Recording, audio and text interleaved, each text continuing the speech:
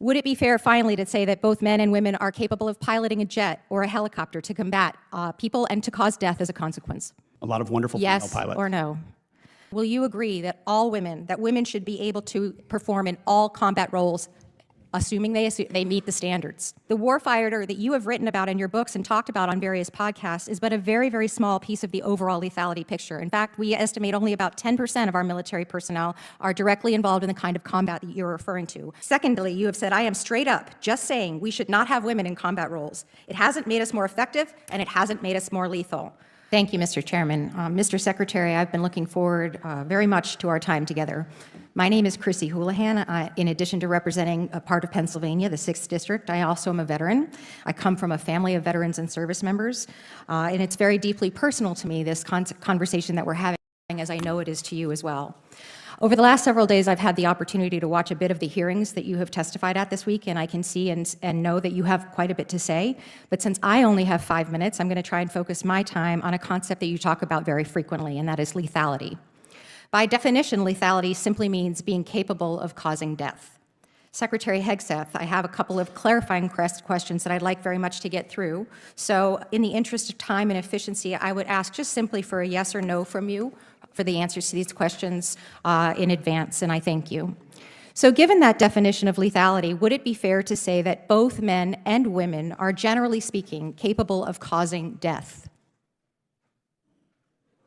It depends. Yes or no, sir? Depends on the context. Yes or no? Yes or no? Are men and women capable of causing death? It depends on the context. Yes or no? It depends on the context. It's unbelievable to me that you can't come up with an answer whether or not a man or a woman can cause death. That's an obvious yes. Would it be fair to say that the U.S. military trains our soldiers in multiple ways to be capable of causing death, whether they are men or women? That's a big part of our job. Yes. Would it be fair to say that both men and women are capable of pulling a trigger of a rifle to cause death? Yes or no? Sure. And would it be fair to say that both men and women are capable of operating an unmanned combat drone or maybe pushing a button to launch a missile to cause death again? Yes or no? I know what you're getting at, ma'am. Yes? But it is, so lastly, men and women sir, carry equipment differently, a 155 round differently, sir, a rucksack differently, reclaiming a 240 my Bravo time, machine gun I asked about missiles and drones. It is the gentlelady's time. Reclaiming my time, Ms. sir. It is the gentlelady's time. Would it be fair, finally, to say that both men and women are capable of piloting a jet or a helicopter to combat people and to cause death as a consequence? A lot of wonderful female pilots. Yes or no? So while I agree with you that physical fitness, as you were mentioning, is a very strong and important component of lethality, the warfighter that you have written about in your books and talked about on various podcasts is but a very, very small piece of the overall lethality picture. In fact, we estimate only about 10% of our military personnel are directly involved in the kind of combat that you're referring to. Rather, 90%, that's the math, of our troops are doing other jobs that support and enable those 10%. So to put it simply, lethality cannot be measured solely by the damage that a 6'3", 225-pound Christian male with a rifle can do to the enemy anymore. Sure, I agree he's part of that solution, but it is an incomplete and at best very dangerous and very homogeneous description of that. Lethality is equal parts technical skills, tactical experience, cognitive problem solving, and physical fitness. It's not about one person, but it's about many. It's not about blue or red. It's not about liberal or conservative, Christian, Jewish, or agnostic. It's not about North and South. Here are some statements that you have said previously about women in service. This is 2024, sir, not when you were a 19-year-old. You have said that women are life givers, that dads push us to take risks, and that moms put the training wheels on our bikes, that we need moms, but not in the military. Secondly, you have said, I am straight up just saying we should not have women in combat roles. It hasn't made us more effective, and it hasn't made us more lethal.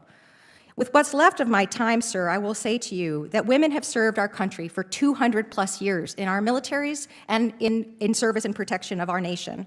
They are watching you, what you do and what you say, and we deserve better from you. Women can and do serve with lethality today. We can and do all of the jobs that are required of us. Yes or no, do you believe military women should be in all roles in the military?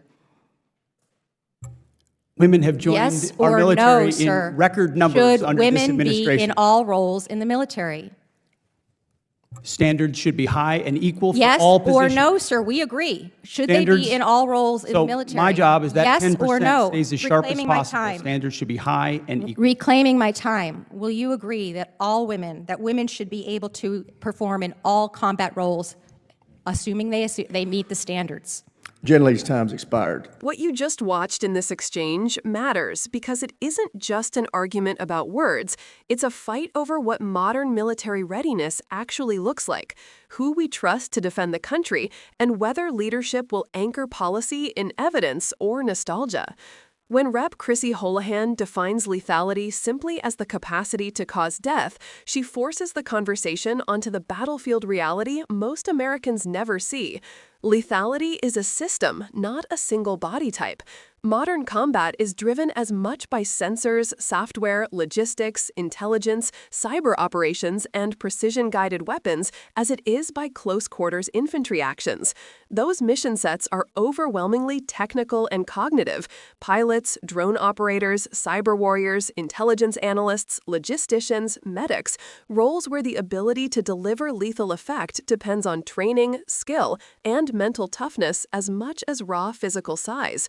That's why Houlahan presses the yes or no framing to remind the Secretary that the question isn't theoretical. It's about whether the department recognizes how lethality is actually produced today.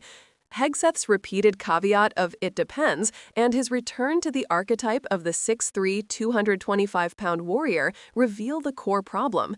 Reducing lethality to a single physical stereotype is both historically and operationally outdated. The Pentagon formally rescinded the policy excluding women from combat assignments in 2013, opening tens of thousands of jobs and triggering studies and phased integrations across the services. The services didn't act on a whim. They followed a multi-year process that included research, pilot programs, and new occupational standards to ensure capability, not quotas. There is a concrete evidence base behind integration. Studies show that when standards are tied to actual job tasks and applied uniformly, integration does not inevitably destroy unit cohesion. Instead, leadership, training, and professionalization determine outcomes far more than gender composition alone. Those studies also mapped how to design neutral physical standards that reflect what the job requires and how to validate them empirically. That's a technical approach. Measure the task, measure performance, set the standard, rather than an ideological one. The lived examples matter. Women have completed elite courses and serve in previously closed roles. The first female Ranger School graduates in 2015 demonstrated that when standards remain constant and training is applied equally, capable women meet the bar. More recently, women have continued to graduate demanding competitions and fill critical combat support and combat roles across the force, driving ISR platforms, flying combat aircraft, leading cyber teams, and serving in infantry, armor, and artillery positions. Those aren't symbolic wins, they are operational realities. Thousands of women now serve in frontline roles and special operations pipelines. Treating these facts as mere anecdotes misses the policy point. Our military's edge comes from using every qualified talent pool, not excluding it. Houlahan's insistence on yes or no clarity is also about leadership signaling. Language from senior officials shapes recruiting, retention, and unit morale. If the Secretary of Defense leans into a nostalgic image of who counts as a real warfighter, it telegraphs to commanders that some service members are not fully backed. That undermines cohesion more effectively than any honest debate over standards could, because cohesion depends on trust that leaders will treat personnel fairly and that standards will be applied consistently. Conversely, when leaders publicly affirm that standards are the arbiter and that all who meet them will be supported, that strengthens units and widens the talent pool. There's a practical, mission-first reason to stop fetishizing a single physical archetype. Modern combat frequently privileges cognitive skill, rapid decision-making, technical proficiency, teamwork, and endurance over brute strength.